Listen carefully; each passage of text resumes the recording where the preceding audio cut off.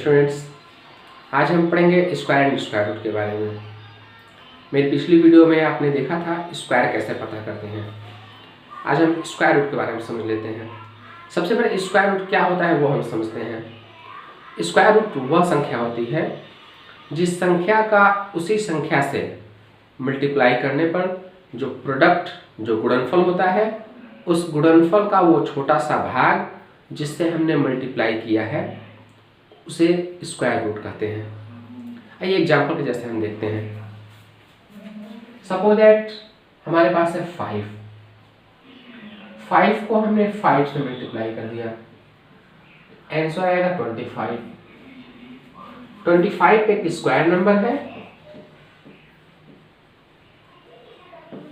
जबकि 5 square root है।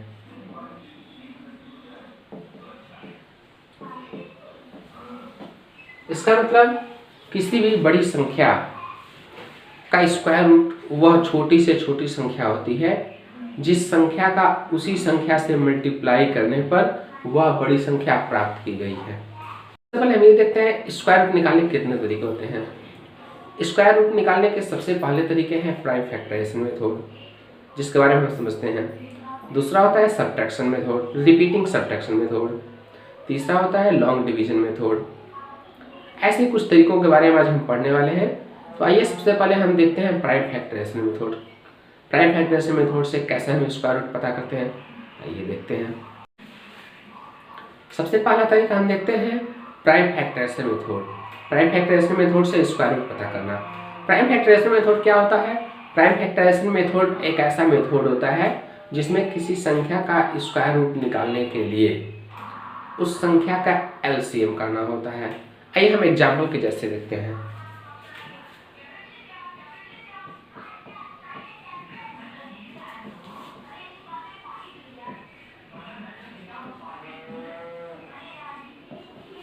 Finding square roots by prime factorisation method.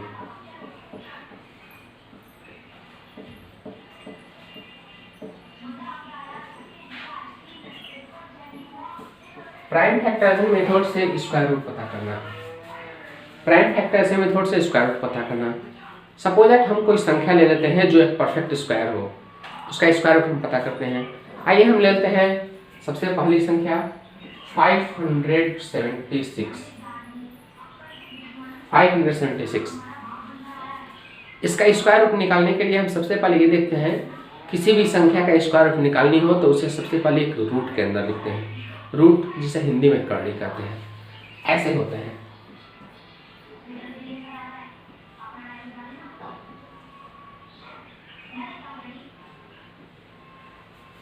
Five 576 का square root निकालने के लिए इसे हम रूट कहते हैं। रूट के अंदर हम इसे लिखते हैं।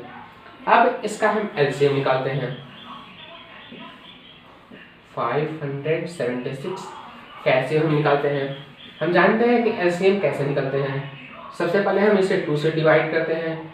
2 से हम इसे डिवाइड करेंगे तो ये कुछ इस प्रकार से संख्याएं बनेंगी।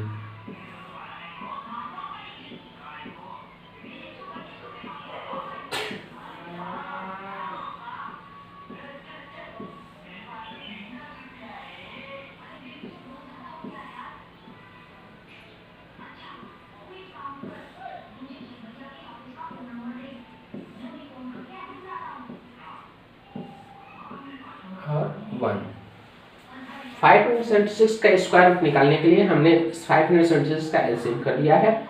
एलसीएम में ये सब संख्याएं आती हैं। अभी हमें क्या करनी है, जैसे हमने रूट के अंदर 576 को लिखा है, ऐसे ही रूट के अंदर इन सभी संख्याओं को हमें लिख देनी है। देखते हैं ऐसे।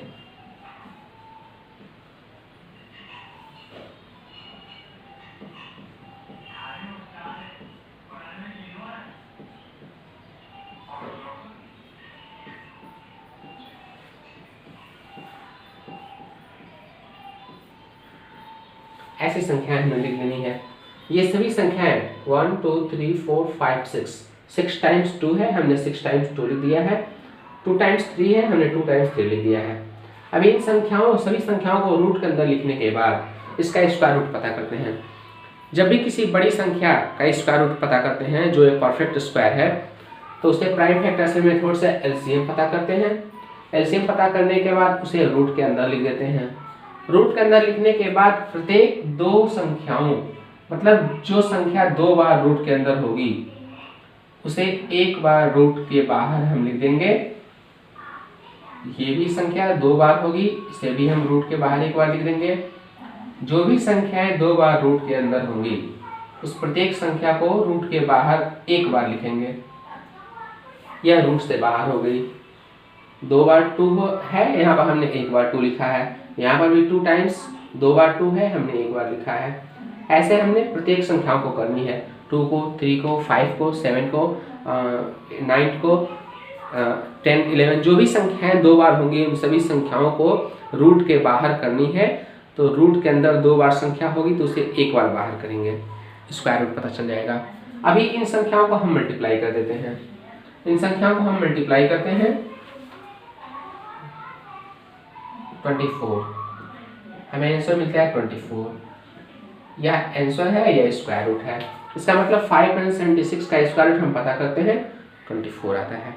आइए एक और एग्जांपल हम देख लेते हैं। सपोज दैट हमारे पास कोई संख्या है 225। 225 का स्क्वायर रूट हमें पता करनी है। तो सबसे पहले हम देखते हैं कि जिस भी संख्या का स्क्वायर रूट निकालनी है उसे हम रूट के अंदर लिखते हैं, जैसा कि मैंने यहाँ पर कर दिया है। आगे देखते हैं, हम इसका एलसीएम पता कर लेते हैं। हम इसका एलसीएम निकालते हैं तो एलसीएम कुछ इस प्रकार हो सकता है। सबसे पहले हम इसे 3 से डिवाइड करते हैं क्योंकि ये 2 से डिवाइड नहीं हो सकती है। 3 से डिवाइड करते हैं तो संख्या हमारी इस प्रकार बनेगी 75। फिर हम 3 से इसे फिर से डिवाइड करते हैं तो संख्या कुछ इस प्रकार बनती है। अभी ये संख्या 2 से डिवाइड नहीं हो सकती है, 3 से भी नहीं डिवाइड हो सकती है। इस संख्या को हम 5 से डिवाइड करते हैं। 5 से डिवाइड करते हैं तो यह 5 टाइम्स में कटेगी, 5 बार में कटेगी।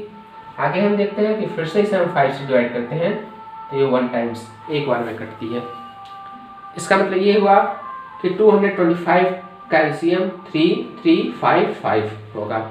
अभी इस संख्या को हम रूट के अंदर लिखते हैं। आइए ऐसे हम देखते हैं।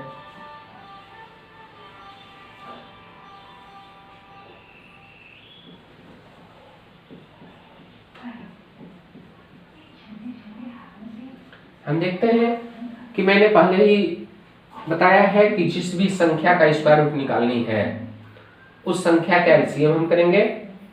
मैंने यहाँ पर कर दिया है। उसे जो भी संख्या जिस संख्याओं से ये कटता है 225 उस संख्या को रूट के अंदर लिख देनी है। यदि कोई संख्या 2 बार है तो उसे एक बार रूट के बाहर कर देते हैं। सॉरी, ये हमने 3 लिखनी है। ये संख्या ये भी 2 बार है, इसे भी हम एक बार बाहर कर देते हैं 3 और 5 और दोनों को मल्टीप्लाई कर देते हैं 15।